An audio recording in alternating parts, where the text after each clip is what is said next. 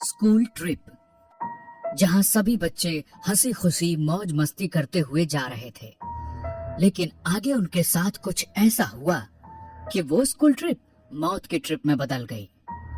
आइए जानते हैं कि आखिर ऐसा क्या हुआ उन बच्चों के साथ। स्कूल के बच्चे ट्रिप के लिए जा रहे होते हैं। रात के समय रास्ते में बस को एक झटका लगता है, जिससे नेहा सामने बैठी एक औरत के पास आ जाती है और उसके गोद में सोए उसके बेटे का चेहरा देख लेती है, जो कि एक कंकाल था और उसके चेहरे पर कीड़े रेंग रहे थे। दिल्ली के स्कूल से नैनीताल के लिए एक स्कूल ट्रिप पर जा रहा होता है, जिसमें सभी बच्चे हंसते नाचते जा रहे थे। धीरे धीरे रात बढ़ने लगती है और बस अब नैनीताल के पहाड़ों पे चलने लगती है और बच्चे नाच रहे थे कि तभी अचानक ही ड्राइवर ब्रेक लगा देता है। क्या हुआ ड्राइवर? ऐसे बीच रास्ते में बस क्यों रोक दी? मैडम जी, वो देखो, एक औरत जो बस के सामने आ गई है। मदद जी, मेरी मदद करो। मेरा घर ऊपर पहाड़ी की तरफ है और रात काफी हो गई है। मुझे भी बस में बिठा लो। मेरा बच्चा काफी छोटा है, मदद करो मेरी। टीचर बाकी सभी टीचर से बात करके उस औरत को बस में बिठा लेती है। उसी बस में नेहा अपनी दोस्त पूजा और उसके भाई रोहन के साथ इस ट्रिप पे आई थी। नेहा थोड़ी देर पहले तक नाच और खेल रही थी, लेकिन उस औरत के आते ही उसको कुछ अजीब सा लगने लगता है। लेकिन उस पर ध्यान न देकर नेहा वापस से खेलने कूदने लगती है। तभी बस को एक झटका लगता है, जिससे औरत ने अपने बच्चे को जिस कपड़े से ढका हुआ होता है वो खुल जाता है और नेहा वहीं पास में खड़ी थी, तो वो बच्चे को देखने की इच्छा से औरत के पास जाती है और बच्चे के चेहरे को देखते ही जोरों से चीखने लगती है। क्या हुआ नेहा? मैम, वो बच्चा कंकाल। क्या कहना चाहती हो? क्या हुआ है? नेहा डरते डरते कहती है। मैम, वो बच्चा नहीं है, वो कंकाल है। नेहा की बात सुन सभी हैरान हो जाते हैं और उस औरत को देखने लगते हैं। तभी वो औरत हंसते हुए अपने बच्चे का चेहरा खोलकर सभी को दिखा देती है और वो एक नॉर्मल सा बच्चा ही था। नेहा, वो देखो, बच्चा ही तो है। देखो, तुम्हें ही देख रहा है। सभी लोग अपनी अपनी जगह पर बैठ जाते हैं और नेहा भी अपनी सीट की तरफ जाने लगती है और जाते जाते वो बच्चे को दोबारा देखती है। इस बार बच्चा बिल्कुल नॉर्मल दिख रहा था। नेहा भी शांत हो जाती है और सभी फिर से मौज मस्ती करने लगते हैं। तभी औरत कहती है, बस मैडम जी, यहाँ ही रोक दीजिए बस। और वो औरत बस से उतर जाती है और जाते वक्त उसके बच्चे का खिलौना बस में ही गिर जाता है, जो रोहन उठाकर अपने पास रख लेता है। उसके जाने के बाद नेहा जब खिड़की से उस औरत को देखती है तो वो बस के पीछे की तरफ जा रही होती है और तभी अचानक ही औरत अपना सर घुमाकर नेहा को देखने लगती है और एक शैतानी हंसी हंसती है। तभी नेहा अपनी टीचर को देखने को कहती है। तभी वो औरत अपना सिर वापस से घुमाकर नीचे की तरफ को ही जाने लगती है। मैं सच कह रही हूँ, वो बिना घुमे ही पूरा सर घुमाकर मुझे देख रही थी। नेहा, मुझे लगता है तुम कुछ ज्यादा ही थक गई हो। और इतनी ही देर में बहुत तेज आवाज होती है और बस एक बार फिर रुक जाती है। क्या हुआ? ये कैसी आवाज थी? मैम, वो बस का एक टायर पंचर हो गया है, अब तो ये कल ही ठीक होगा। सभी टीचर्स आपस में बात करते हैं और पास के एक होटल में रुकने को कहते हैं। सभी बच्चे डेयर करके सोने के लिए अपने अपने कमरे में जाने लगते हैं। नेहा, पूजा और पूजा का भाई एक ही रूम में रहने वाले थे, क्योंकि पूजा का भाई काफी छोटा था, इसलिए पूजा उसको अपने साथ ही रखती है। और इस वक्त रोहन के पास वही खिलौना है जो उस औरत के बच्चे का था। रोहन उस खिलौना के साथ तब से खेल रहा था और तीनों अपने कमरे में आ जाते हैं।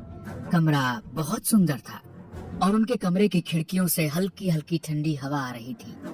नेहा खिड़की से बाहर देखने लगती है। चल ले यार, सोते हैं, मुझे बहुत जोरों की नींद आ रही है।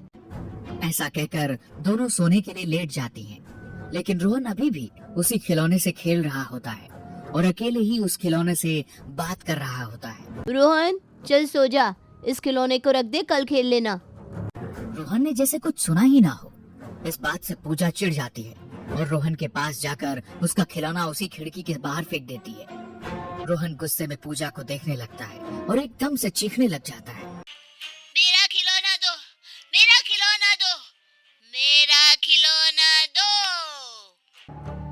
हुआ इसको? ऐसे क्यों बोल रहा है ये तो मुझे भी नहीं मालूम। जब से यहाँ आया है तब से उसी खिलौने के पीछे पड़ा हुआ है।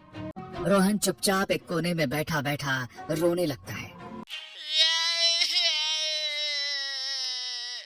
वो मेरा खिलौना था, वो मेरा था, वापस दो मुझे अब। रोहन चुपचाप आकर सो जा, बहुत हो गया तेरा ड्रामा। इतने में ही उनके रूम की लाइट बंद हो जाती है। चारों तरफ एकदम अंधेरा हो जाता है और तभी नेहा कहती है, पूजा लगता है लाइट चली गई है। हाँ रुक, मैं टॉर्च ऑन करती हूँ। जैसे ही पूजा टॉर्च ऑन करके नेहा को देखती है तो वो बेड पे लेटी हुई थी। तभी वो रोहन को देखने जाती है, लेकिन रोहन वहाँ नहीं था। नेहा, रोहन यहाँ नहीं है। तो वो कहाँ गया? अभी तो यही था। तभी दोनों भागते हुए खिड़की के पास जाते हैं और उन्हें रोहन खिड़की से कूदकर जाते हुए दिखाई देता है। दोनों बिना कुछ सोचे रोहन के पीछे चल देती हैं। रोहन, कहाँ हो तुम? इधर आओ वरना टीचर से बहुत डांट पड़ेगी। कमरे में वापस चलो, अब मैं तुम्हें नहीं डांटूंगी। रोहन ने पहले तो ऐसा कभी नहीं किया, अचानक ऐसा क्या हो गया उसको?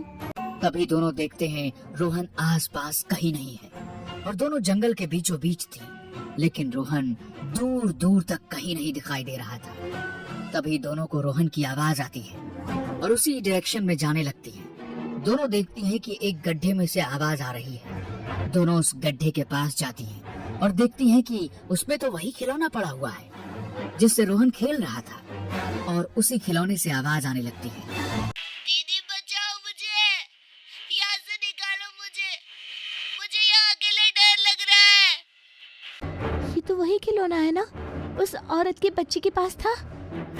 हाँ, जाते वक्त ये खिलौना रोहन ने उठा लिया था, लेकिन इस खिलौने से रोहन की आवाज कैसे आ रही है और रोहन है कहाँ? कुछ तो अजीब है यहाँ। तभी जोरदार चीख के साथ वो खिलौना गड्ढे में से गायब हो जाता है और ये देख दोनों वहाँ से भागने लगती है और भागते हुए वो एक घर के पास पहुँचती है। पूजा, इस घर में चलो, हमें इनसे मदद लेनी चाहिए। दोनों उस घर के अंदर जाती है। घर बिल्कुल वीरान पड़ा हुआ होता है। कोई है घर में? हमें मदद चाहिए। तभी उस घर में से वही औरत निकल कर आती है। क्या मदद चाहिए बच्चों? तुम यहाँ? हाँ, ये मेरा घर है। बोलो क्या चाहिए तुम्हें? मेरा भाई इन जंगलों में कहीं खो गया है, उसको ढूंढने में मदद चाहिए। मैं कहीं नहीं जा सकती, मेरा बच्चा घर पर अकेला है। तभी नेहा की नजर बच्चे के हाथ पे जाती है जिसके पास रोहन जैसा ही एक और खिलौना था। ये देख नेहा उस बच्चे के हाथ से वो खिलौना छीन लेती है। ये तुमने क्या किया? वापस दो जल्दी से, ये मेरी बेटी का है, तुम्हें इसकी सजा जरूर मिलेगी। ये खिलौना तो रोहन के पास भी था। कहाँ है रोहन? क्या किया है तुमने उसके साथ?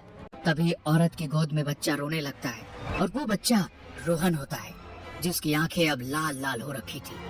और ये देख नेहा उस खिलौने को घर के बाहर फेंक देती है। रोहन उल्टा दीवार पे चलते हुए घर से बाहर चला जाता है और वो औरत देखते ही देखते खौफनाक चुड़ैल में बदल जाती है और हवा में उड़ते हुए दोनों के पीछे पड़ जाती है। पूजा और नेहा वहाँ से भागते भागते घर के बाहर आ जाते हैं जहाँ उन्हें रोहन भी दिखाई दे जाता है, लेकिन अब वो एक खिलौने में बदल चुका था। पूजा और नेहा दोनों अपनी जान बचाते हुए जंगल से बाहर जाने लगते हैं कि तभी पूजा को रोहन की आवाज आती है। दीदी, मुझे यहाँ छोड़कर मत जाओ, मेरे पास रुक जाओ तुम भी। देखो ना मुझे कितनी चोट लगी है, मुझे बहुत दर्द हो रहा है दीदी। पूजा, वो रोहन नहीं है, मत जाओ आगे, वो तुम्हें भी मार देगी। वो चुड़ैल है, रोहन को उसने पहले ही मार दिया है, अब वो तुम्हें भी मार देगी।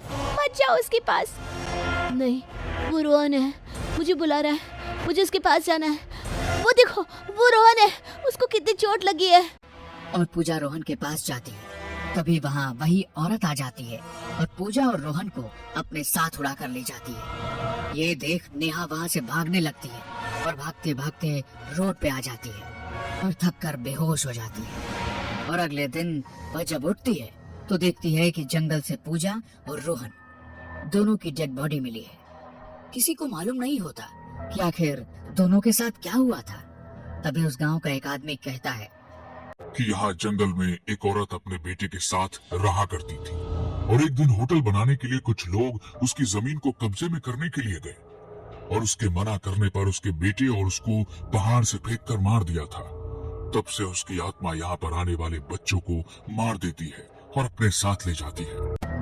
अगर इस बारे में पहले पता होता तो शायद स्कूल वाले ट्रिप लेकर यहाँ नहीं आते और ना ही पूजा और रोहन की जान जाती। तभी नेहा देखती है रोहन का खिलौना उसकी लाश के पास है और उसकी आंखें चमक रही है।